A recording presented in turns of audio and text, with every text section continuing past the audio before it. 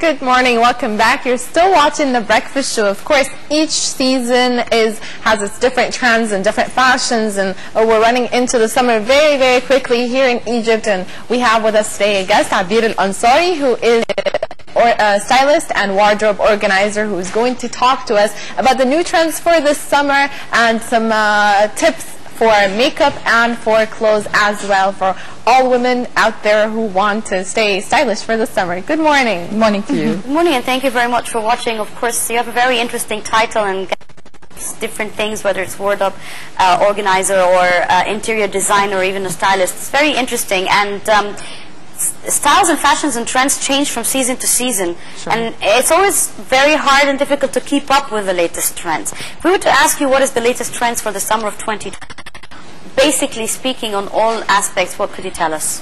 Right. Colors. We're going to start with colors. I would call it fruity and flowery colors this season. You can see all shades of pastels colors. Very light shade of blue, very light of pistache, very light shade of pink, and then the strong colors as well, which is the sort of flowery colors. Vive pink, turquoise, strong blue. Kind of like what you're wearing this morning. This is very in at the moment. Orange, yellow is in very strongly this season. It's one of the most popular between all the colors.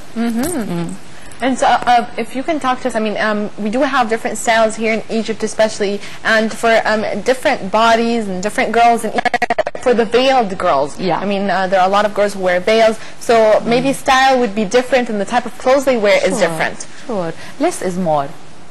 Always. Simplicity, keep it simple. If you want to be up to date, you can use one of the colors which is up to date, especially if it is color, and then tone it down.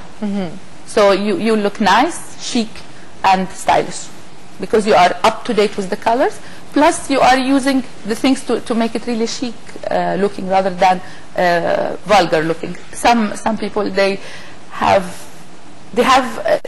thought that if they use more color is prettier or nicer or more fashionable, but it's not the. It's interesting because now we see, I mean, completely different colors together. I mean, opposite colors that we could never see them work together, but they do. Yeah. So designer clothes, they work on the cut and not usual streetwear. But they cannot. I mean, not everybody can wear like that. You have to have the right cut. So expensive look, you can go ahead. But sort of normal clothes from normal street shops, you can go with that look. Yes, while you say simplicity and using colors is very important in fashion, lies another important aspect, and people can't help but spending so much on accessories and makeup, which also make up to a large extent the fashion of the season.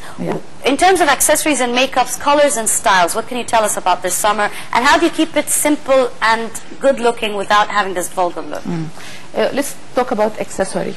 Bags this season is big, as usually, because we kept it from last season and the season before.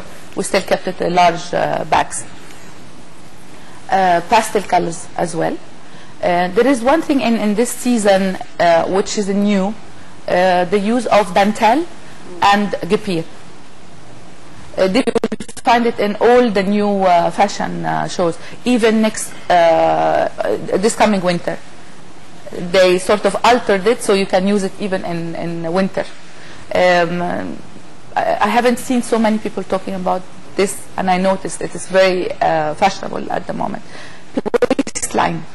Waistline, people like us with the apple shape, we have to work hard on our waistline at the moment, because all the new fashion is on the waist. Colors of the color of the accessory is going to be vivid as well and large. So we have to use less, not to use so many of them around the neck or things. We do have some video that you brought with you today. Right. This is Eli Saab haute couture, and when you find a designer with a name, you won't find the weaved color used in his show. He will take only the pastel colors to use it in the show. Of course, dresses, as you see, emphasized on the waist, all of it. So we really have to work really hard on our waist this summer. My question now is, I mean, a lot of us girls now watch these fashion shows and love the dresses, love the outfits, but can't really afford designer clothes. Of course, our culture at and it doesn't suit everyone, everybody. So how can we reach that look without spending too much money and also having it work for our body? Right. You have to use the colors to your body shape. You have to use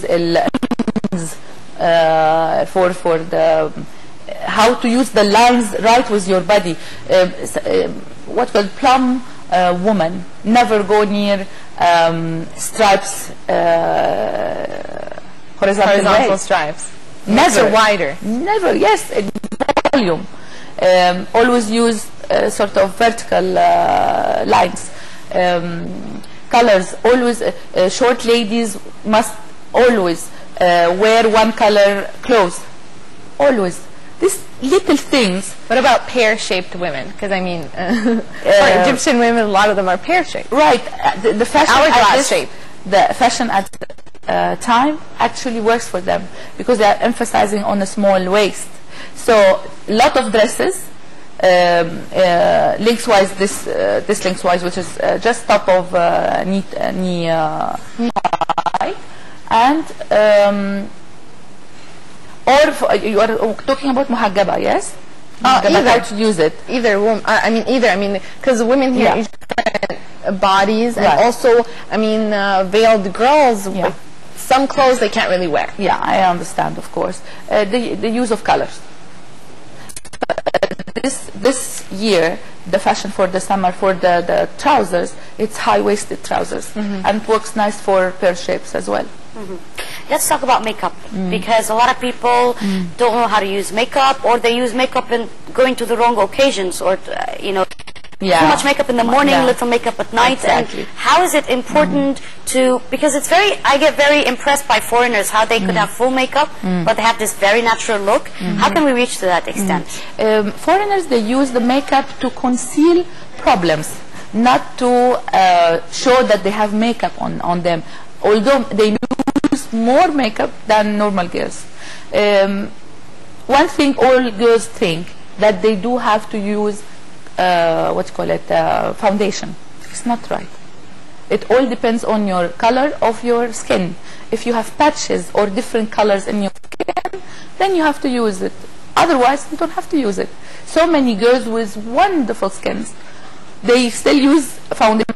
So appalled when I see it, because they will look like dolls, and that's not the look we want. They change their skin color. So you would notice by looking at the neck that they are wearing different color foundation. It's not attractive. It's horrible. It looks like chalk, especially if they cannot afford good makeup or good foundation. Then it really looks horrible. I would say emphasize on your eyes, because this is the trend as well. Of course, if you're going to evening time, you can use fake eyelashes or blah blah. This is okay. You wanted to talk about some tips about mascara? Yes, I will. In normal look, you only use pencil, eye pencil, and a nice mascara. Nice mascara. It doesn't have pencil mascara. I don't want to say the names because it might be like. But I would show the shape and how you can use the mascara. And the different shapes of the different brushes. Does it matter? Yeah, of course. Any mascara you have, you always have to tilt it. This makes it much easier to use on your eyelashes. So you start the first coat, you start from down to up for the mascara, and then second coat you wait for like 5-6 seconds, and then you start from, you close your eye and then you go down this way, you go from down to up again. So it's 3 coats to have a nice look lashes, because everybody have a nice lashes if they know how to emphasize on them or use the mascara. Now, gives it volume. I mean, does this technique give it volume and length? And yeah, it does. Now, for the bottom part, I like to use mascara because it will catch all the small, short, eyelashes, the down bit. So you can use this round mascara. It's on the market nowadays. It's been on the market for 3 years, so it's not. And for the circle around the eyes, I always say concealer. You don't have to use foundation. Just highlight concealer. You use it. Oh, this is a problem that faces many girls now. Exactly. This is one of the very good brands, although I'm not allowed to say the name. But this is one of the been on the market for like 20 years now.